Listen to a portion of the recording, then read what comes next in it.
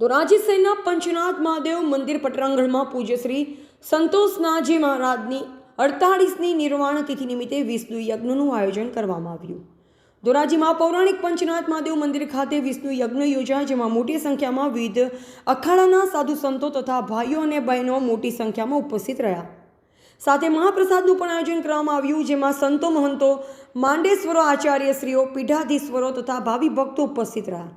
મહામંડલેશ્વર શ્રી શ્રી 1008 સ્વામી શ્રદ્ધાનંદગીરી મહારાજના જણાવ્યા પ્રમાણે ગિરનારના તમામ મહંતો, મુક્તાનંદ સ્વામી, શેરનાથ બાપુ, મહેશગીરી બાપુ, કન્યાદેવી મહારાજ, વિક્રમગીરી બાપુ, ગોંડલ મંડળના પ્રમુખ પરસોત્તમ સ્વામી મહારાજ, આત્મારામ સરસ્વતી મહારાજ તેમજ આસપાસના સાધુ સંતો પધાર્યા।